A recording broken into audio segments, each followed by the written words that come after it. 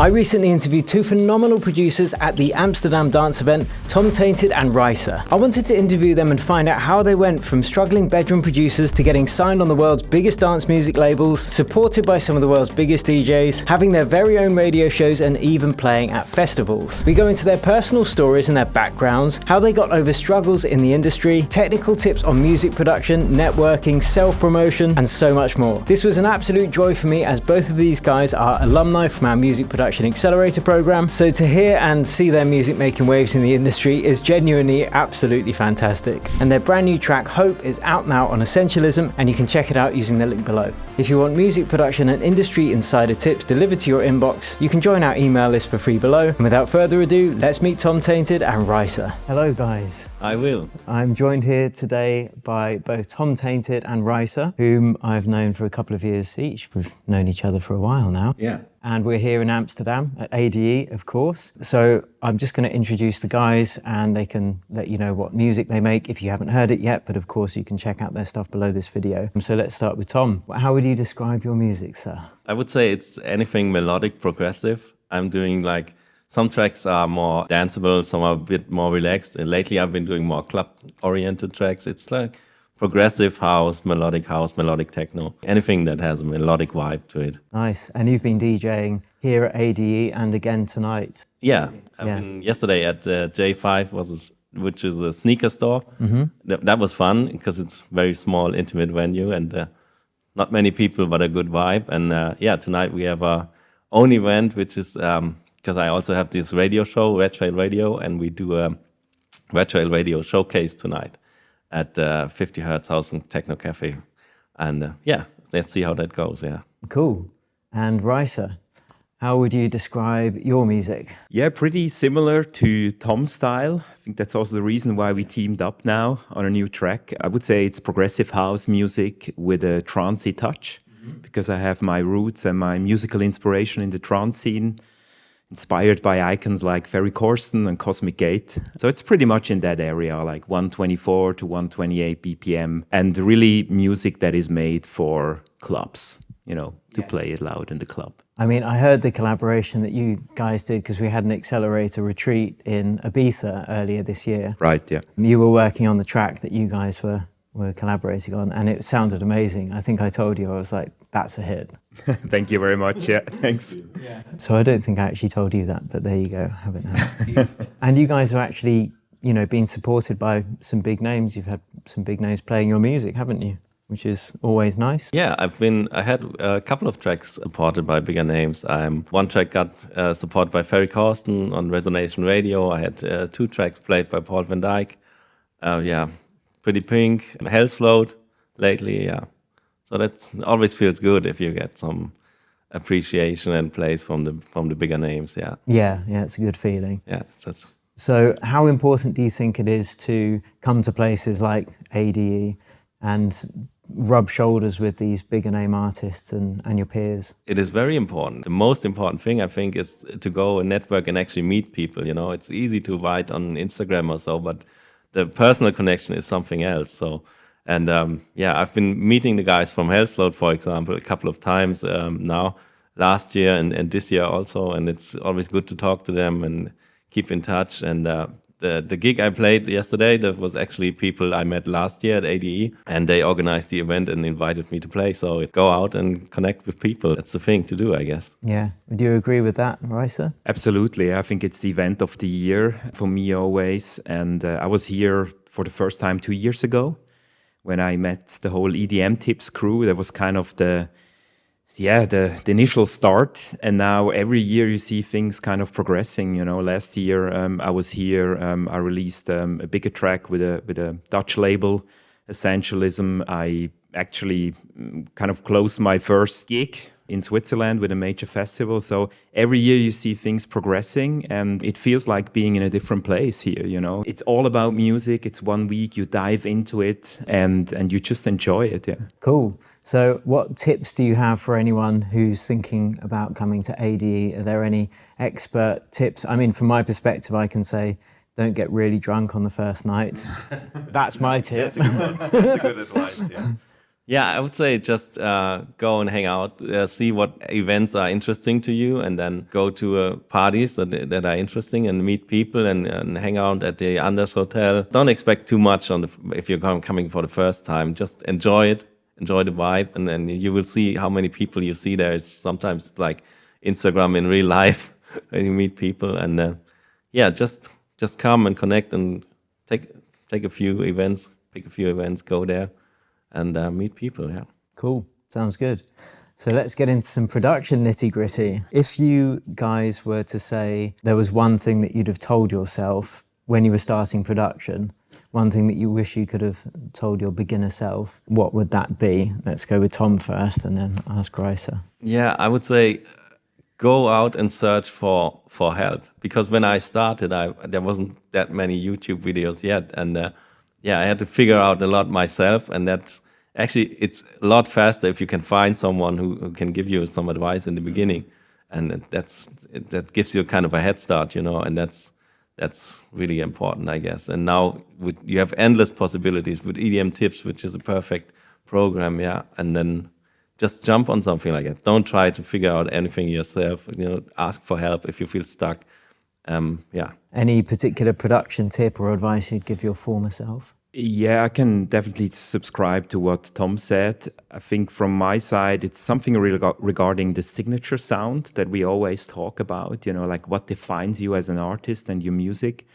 Initially, I was always searching for how can I develop that signature sound and what's the path to it. I think I even asked you in one of the sessions. Yeah.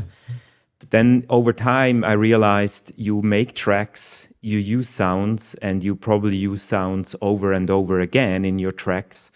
And then at some point, you kind of have a combination or a set of sounds that define your music. So all I want to say is it's a process.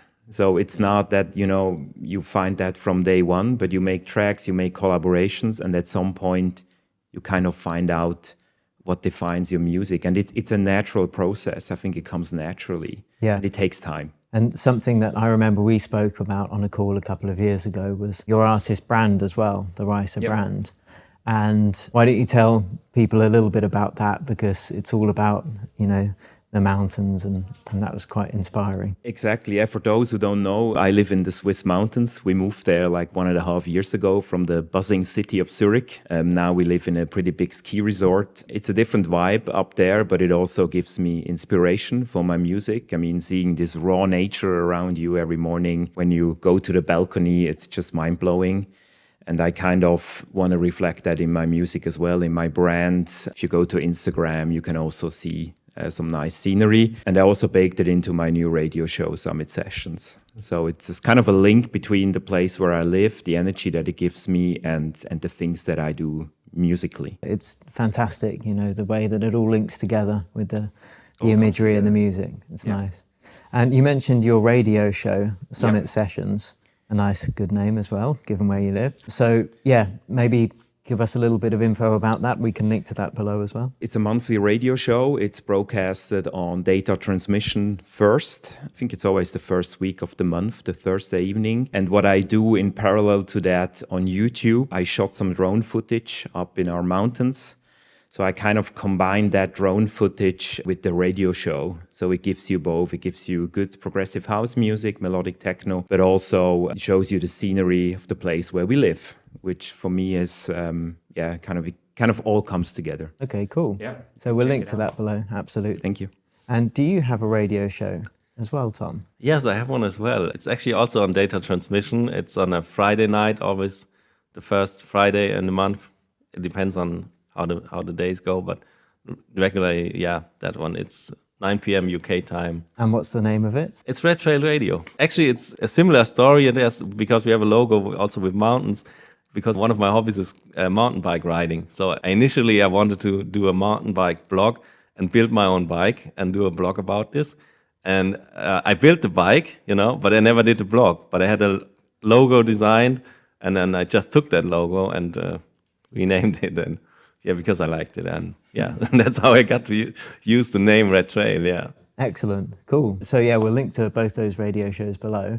And that kind of takes me to the branding side of things. How important do you think it is to have a cohesive brand rather than just throwing out music? And also the second part of that question, so that's part one. The second part would be, how do you go about promoting your music once it's finished?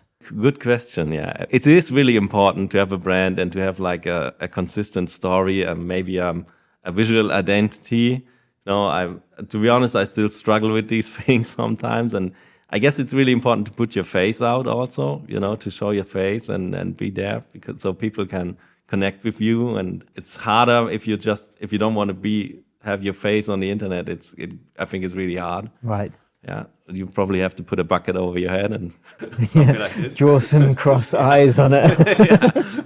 You could do that, but because that's a visual identity then, that's something you have to create. Yeah, I promote my music through ads sometimes and pitching it to curators for playlists, and also there are a lot of services where you can do great DJ promotion. Also, they have a good mailing list, and you have to put some effort in it, sometimes a little bit of money in it, but at the end of the day, it's all about getting your music heard, and that requires some effort, especially if you're not a big name already. Yeah. And what do you think about promotion? How do you promote your tracks when they're done? Yeah, there's different elements to it, but I think it's really important to not just rely on the label itself. I mean, of course, they have their playlist, they have their connections, but I use platforms like SubmitHub, for instance, where I pitch, and we also pitched our new track to playlisters, which can be really successful if the quality of your music is good. There's a little bit of investment there, of course, but I think that's what it takes nowadays in a world of streaming and media buy and so on. And I think with regards to the brands, I'm also still developing it.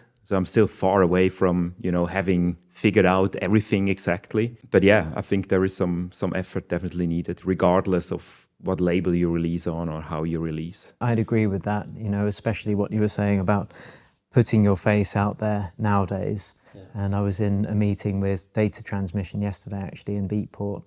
And they were saying, it's kind of, you're going to struggle if you're not willing to do that. Yeah. Even though obviously we all get into music production for the music, if you actually want it to operate within an ecosystem outside of your hard drive, it's got to be approached as a business, which means you've got to do marketing. Yeah. You've got to do, that's it really. Production, marketing, I guess market research, seeing what else is out there, what other people are doing, getting some inspiration from there. So I think we're all in agreement on that. It's more than just pumping out tunes. You've actually got to make the effort to get them out to people. Yeah, and also I think there's so many people out there that make good music, exceptional music, right? And that comes back to Tom's point, like really show your face, go out there, get gigs, get in front of people to make sure they can personally connect to you and you're not just a virtual bot or an AI or whatever that makes some nice music, Sometimes that takes guts, if you're nervous. Yeah, it does, but that's really the point. You got to create your own opportunities, If you're at home, you can have 100,000 streams or whatever. But if you're just sitting at home and waiting for someone to call you up and say, hey, you want to play my festival, that's not going to happen. You have to go out and network and meet people and or do your own event even, and create your own opportunities. That would be a good advice I could give, So have you guys put on your own events before? Yeah, sometimes. In my area, just smaller ones, did that sometimes. But in the area where I live, we have like a group of DJs all from that area, and we sometimes meet. It's like a kitchen party at somebody's home, and that's fun because you can always talk, and then that's a great way to connect, because out of that I got a few gigs already, because someone knows doing a party and then he can't go and he calls you up, or there's a new event somebody knows about and they're still looking for people to play there. So connecting and meeting people, that's really the thing to develop if you want to go out and play and DJ. I found that, and the longer I've been in the industry, the more I believe that's 100% true, since coming to places like this. So in terms of nitty-gritty production stuff, because a lot of people watching the channel, in fact, I'd say everyone watching the channel wants some tips on making music. I think that's a fair thing to guess. So is there any particular, technical production techniques that you find really changed the game, from sidechain compression to bussing? Like, don't be afraid to get really technical. sidechain is a really important thing, but I think that's one of the things you learn in the beginning, because it's so present. Everybody talks about it, and there's a million ways you can do it with compressors or with LFO tools. I think there's not one particular thing that changes you from a hobby producer to a professional. I think it's all the little details, that add up in the end. So you get your EQs right, and that's probably the most important thing. Clean up your mix, cut out anything you don't need, and pay attention to details and listen to other people's music. And referencing is the most important thing, because in the end, everybody wants his unique sound. But if your music doesn't sound 80% like this or that DJ, and you want this or that DJ to play your music, they won't play it if it doesn't sound 80% like the stuff they usually play.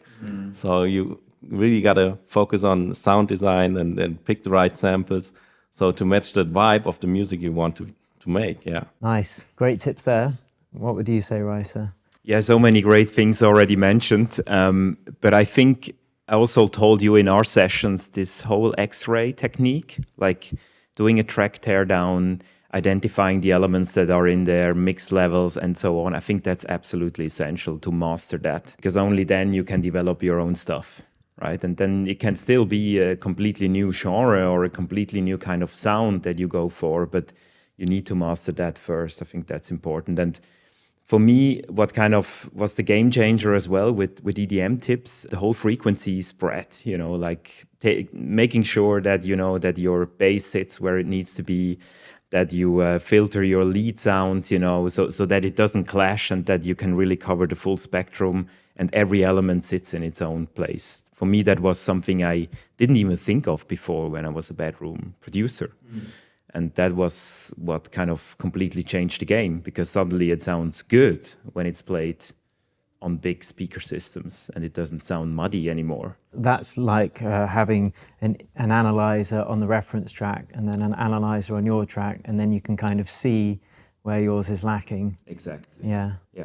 Cool. Yeah, some great tips there for people. And what are you guys doing in terms of your collaborations now? Because we mentioned the track that you were working on when we were in Ibiza together earlier this year, but what other stuff have you got coming up together? Well, we have one more coming up, actually. There was another track we worked on during the summer. It will be out, I think, on the 5th of December, also on the Dutch label Essentialism. And I have a couple of conversations with other people, so nothing I can disclose yet, but I definitely also look for vocalists that I can work with. Now, this track that we released today is less of a vocal track, the next one neither, but there will be surely more coming next year. Excellent. Yeah, it's fun because it kind of closes the circle, because the first one we put out now was an idea that I started, and the next one is an idea he started. so we are closing the circle on that one. And how do you technically actually collaborate? Because it's not in a room together. Actually, it's easy because we're both working on Ableton. I had collabs with another friend of mine who's on FL Studio, and that's a pain because you always have to send the stems and the MIDI, and that's a lot more work. So, but yeah, you still got to figure out to use the same plugins or freeze tracks, to make it work. But if you're working on the same DAW, it makes things easier, because you can just send over the project and then send it back and forth or put it on a Google Drive. So you collect all and save to make sure all of the samples and everything are in there. Yeah. Remember, collect all and save. That's important. And still sometimes, even though you use the same plugin, maybe he uses a different version and there's still some issues. And that's, in the end, you have to look very carefully if nothing is muted because it isn't there or something like that. Yeah, and I've seen your guys' projects, there's a lot going on in there. Yeah, there's a lot. I think this one had like 70 tracks again, 65 or 70 tracks. Yeah, as Tom said, I mean, it's also a question that I asked other guys or people that wanted to collaborate with me. First question was like, yes, but what DAW are you on? Because it really makes a difference, yeah. But yeah, check your plugins, check your versions, I can only say, and always deliver a WAV file along with it that shows people how it should sound, so that they can compare it with what they have in Ableton or what they hear there. So they can double check it is actually, that's a nice tip there. That's something I've learned. In terms of how the workflow looks, you say maybe you start with an idea or you start with an idea. Do you then presumably save all of the versions? So if someone sends it to you, they can make changes, and if the first version was better, you can just revert. Yeah, that's basically what we did. I think every Ableton project ends with a V1 or V2 or V3 or V45 I had already, and then you can easily revert back. I think there was a little bit of ping pong, like 2 or 3 times, right? It was not like ping pong all the time. I made something, then he added something, and then at some point we just said, look, it's good, right? Also the mastering piece, I think in one case I did it, in the other case you did it.